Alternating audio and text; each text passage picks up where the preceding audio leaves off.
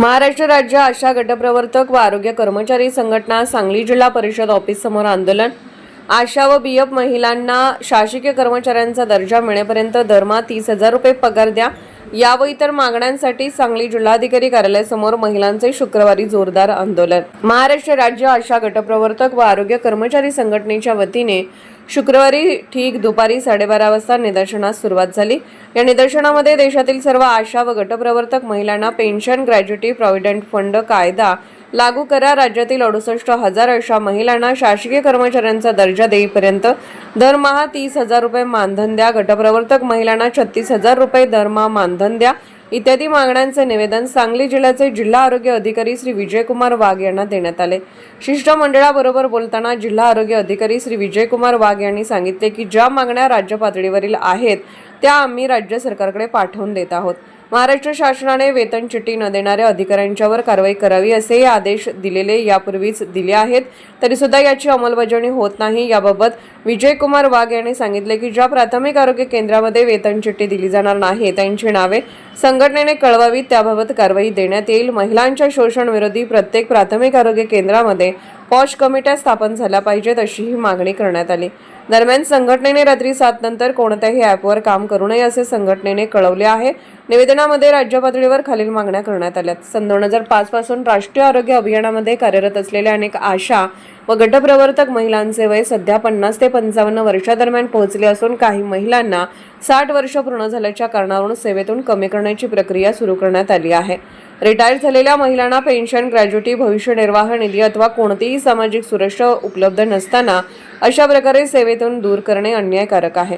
म्हणूनच सर्व आशा व गटप्रवर्तक महिलांना फंड पेन्शन लागू करण्यात यावी। दरम्यान निवृत्त आशा व बीएफ महिलांना 5,000 रुपये पेन्शन मिळावी। तसेच राज्यातील अनेक प्राथमिक आरोग्य केंद्रामध्ये आशा व गटप्रवर्तक महिलांकडून मोबदल्याशिवाय विविध ऑनलाईन सर्वेक्षण व प्रशासकीय कामे करून घेतली जात आहेत। काम न केल्यास सेवेतून कमी करण्याच्या धमक्या देणे, अपमानास्पद वागणूक देणे, प्रशिक्षण न देता कामाची सक्ती करणे अशा प्रकारच्या तक्रारी सातत्याने प्राप्त होत आहेत। प्राथमिक आरोग्य केंद्र, उपकेंद्र, जिल्हा रुग्णालयामध्ये लाभार्थ्यांसह येणाऱ्या आशा महिलांसाठी सुरक्षित व स्वतंत्र आशा कक्ष उभारण्यात यावेत। वरील मागण्यांची पूर्तता 15 दिवसात करण्यात यावी, अन्यथा 15 दिवसानंतर आंदोलन करण्यात येईल। तसेच न्याय मिळवण्यासाठी संघटनेला माननीय उच्च न्यायालयात दाद मागण्याशिवाय पर्याय उरणार नाही असा इशारा संघटनेच्या वतीने देण्यात आला।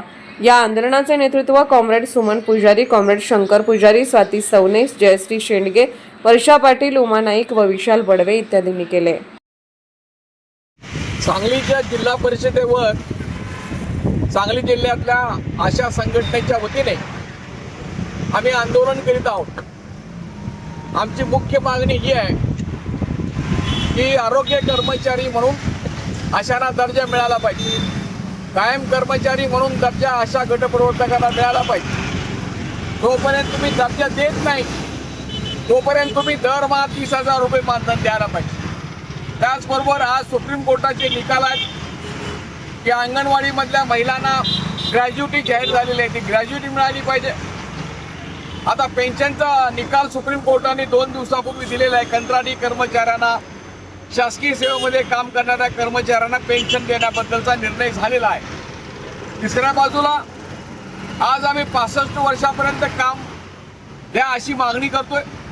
जर तुम्हाला 65 वर्षापर्यंत काम देणं शक्य नसेल तर तुम्ही 60 वर्ष नियुक्ती झाल्यानंतर ताबडतोब 5,000 रुपये पेन्शन तुम्ही चालू केली पाहिजे।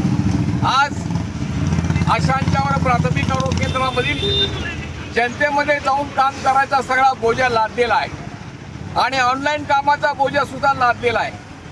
त्याबद्दलचं पुरेसं प्रशिक्षण दिलेलं नाही आणि जी कामं ठरवून दिलेली आहेत, ज्यासाठी मोबदला ठरवून दिलेला आहे, त्याच्याशिवाय दुसरी कामं सांगितली जातात आणि या अशा महिलांचं शोषण केलं जातं। म्हणून स्त्रियांच्या शोषणाविरोधी पॉश कायदा हा मंजूर झालेला आहे, तो कायदा सगळीकडे लावा असा महाराष्ट्र सरकारने आदेश केलेला आहे। परंतु त्याच्या कमिट्या अजूनही प्राथमिक आरोग्य केंद्रामध्ये झालेल्या नाही, त्या झाल्या पाहिजेत असं आमचं म्हणणं आहे। त्या अशा काम करतात, त्या कामाची वेतन चिठ्ठी दिली जातात, कुठल्या कामाला काय पगार दिलेला आहे ते महिलांना समजत नाही। म्हणून वेतन चिठ्ठी न देणाऱ्या अधिकाऱ्यांच्यावर कारवाई करा अशी सुद्धा आमची मागणी आहे। या मागण्यांचं निवेदन आम्ही कालच मुख्यमंत्र्यांना दिलेलं आहे। मुख्यमंत्र्यांनी आमचं निवेदन सार्वजनिक आरोग्य विभागाकडे पाठवून दिलेलं आहे. तरी सुद्धा जर याच्याबद्दल त्यांनी बैठक बोलवली नाही आणि प्रश्न सोडवले नाहीत तर 15 दिवसानंतर आम्ही तीव्र आंदोलन करणार आहोत असं जाहीर करीत आहोत. मी आज सांगली जिल्हा परिषदेवरती निदर्शनं करण्यासाठी आलेलो आहोत. आमच्या मागण्या या आहेत की आशांना गेले किती दिवस त्यांनी मोबाईल मंजूर केलेला आहे, परंतु मोबाईल अजून दिलेला नाही. ते मोबाईल आम्हाला मिळाला पाहिजे. ऑनलाईन कामाची सक्ती केली जाते, ती सक्ती न करता त्यांचं ट्रेनिंग घेऊन त्यांना काम दिलं पाहिजे.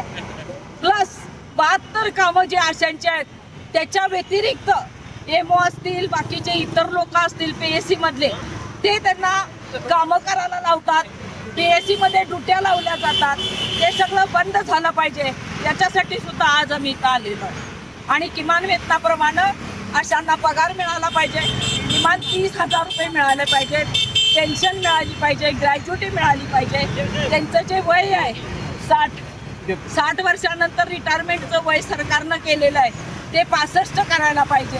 या मागण्या घेऊन आज आम्ही जिल्हा परिषदेकडे. मागणी तुमची पूर्ण नाही झालं तर तुम्ही काय पुढचं पाऊल काय? मागण्या नाही मान्य झाली तर पुढे आम्ही सभा वगैरे करू.